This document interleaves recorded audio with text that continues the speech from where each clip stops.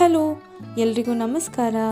ಇವತ್ತು super tasty, super delicious ಆಗಿರೋ hotel ಸ್ಟೈಲಲ್ಲಿ ಮಾಡುವಂಥ ಎಗ್ ಕರಿ ಮಸಾಲ ಹೇಗೆ ಮಾಡೋದು ಅಂತ ನೋಡ್ಕೊಳ್ಳೋಣ ಬನ್ನಿ.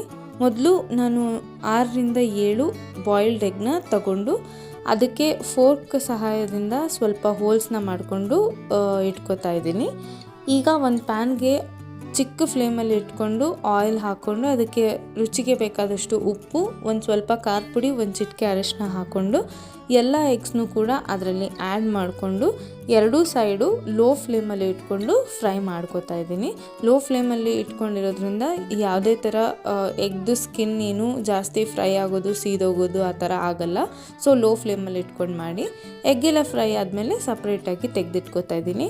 ಈಗ ಕರಿ ಮಾಡೋಕ್ಕೋಸ್ಕರ ಆನಿಯನ್ ಮತ್ತು ಟೊಮ್ಯಾಟೊ, 1-2 ಆನಿಯನ್ ಮತ್ತು 2 ಟೊಮ್ಯಾಟೊನ ಬೇರೆ ಬೇರೆ ಬ್ಲೆಂಡರ್ ಜಾರ್ಗಳಿಗೆ ಹಾಕಿ ಮಿಕ್ಸಿ ಮಾಡಿ ಪೇಸ್ಟ್ ರೆಡಿ ಮಾಡಿ ಇಟ್ಕೋತಾ ಇದ್ದೀನಿ.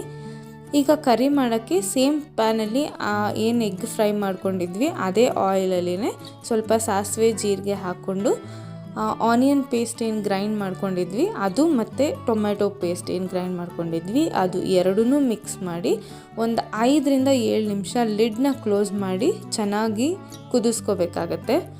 ಈಗ ಟೊಮ್ಯಾಟೊ ಮತ್ತು ಈರುಳ್ಳಿದು ಹಸಿ ವಾಸನೆ ಚೆನ್ನಾಗಿ ಹೋಗಿದೆ. ಈಗ ಇದಕ್ಕೆ 1 ಸ್ಪೂನಷ್ಟು ಶುಂಠಿ ಬೆಳ್ಳುಳ್ಳಿ ಪೇಸ್ಟು, 1-2 ಸ್ಪೂನಷ್ಟು ಗರಂ ಮಸಾಲ, 1 ಚಿಟಿಕೆ ಅರಿಶಿನ, ಖಾರಕ್ಕೆ ಎಷ್ಟು ಬೇಕೋ ಅಷ್ಟು ಖಾರದ ಪುಡಿ, ನಾನಿಲ್ಲಿ 1 ಸ್ಪೂನಷ್ಟು ಖಾರದ ಪುಡಿನ ಆ್ಯಡ್ ಮಾಡ್ಕೋತಾ ಇದ್ದೀನಿ.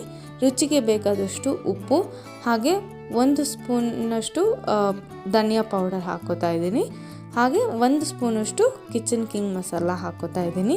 ಇದೆಲ್ಲದನ್ನು ಸೇರಿಸ್ಕೊಂಡು ಚೆನ್ನಾಗಿ ಮಿಕ್ಸ್ ಮಾಡಿಕೊಂಡು ನಮ್ಮ ಕನ್ಸಿಸ್ಟೆನ್ಸಿ ಎಷ್ಟು ಬೇಕೋ ಅಷ್ಟನ್ನ ನೀರು ಆ್ಯಡ್ ಮಾಡಿಕೊಂಡು ಇನ್ನೊಂದು 2 ನಿಮಿಷ ಆಯಿಲ್ ಸಪ್ರೇಟ್ ಆಗೋವರೆಗೂ ಕುದಿಸ್ಕೊಂಡ್ರೆ ಆಗೋಯ್ತು. ಕರಿ ರೆಡಿಯಾಗಿದೆ. ಈ ಕರಿಗೆ ಇವಾಗ ಎಗ್ನ ಆ್ಯಡ್ ಮಾಡಿಕೊಂಡು ನಾವೇನು ಫ್ರೈ ಮಾಡ್ಕೊಂಡಿದ್ವಿ ಆ ಎಗ್ನ ಆ್ಯಡ್ ಮಾಡಿಕೊಂಡು 1-2 ನಿಮಿಷ ಕುಕ್ ಮಾಡಿದ್ರೆ ಸೂಪರ್ ಡೆಲಿಷಿಯಸ್ ಆಗಿರೋ ಹೋಟೆಲ್ ಸ್ಟೈಲಲ್ಲಿ ಮಾಡೋವಂಥ ಎಗ್ ಕರಿ ಮಸಾಲ ಮನೆಯಲ್ಲೇ ಕೂಡ ರೆಡಿ ಆಗುತ್ತೆ. ನೀವು ಕೂಡ ಈ ರೆಸಿಪಿನ ಟ್ರೈ ಮಾಡಿ, ಎಂಜಾಯ್ ಮಾಡಿ, ಸಖತ್ತಾಗಿರುತ್ತೆ. ಮಿಸ್ ಮಾಡದೆ ಟ್ರೈ ಮಾಡಿ. ಹಾಗೆ ಈ ವಿಡಿಯೋ ಇಷ್ಟ ಆಗಿದ್ರೆ ಲೈಕ್, ಫಾಲೋ, ಶೇರ್ ಮಾಡಿ. ನನ್ನ ಚಾನಲ್ನ ಸಬ್ಸ್ಕ್ರೈಬ್ ಆಗೋದನ್ನ ಮರಿಬೇಡಿ. ಮತ್ತೆ ನೆಕ್ಸ್ಟ್ ವಿಡಿಯೋದಲ್ಲಿ ಸಿಗ್ತೀನಿ. ಬಾಯ್.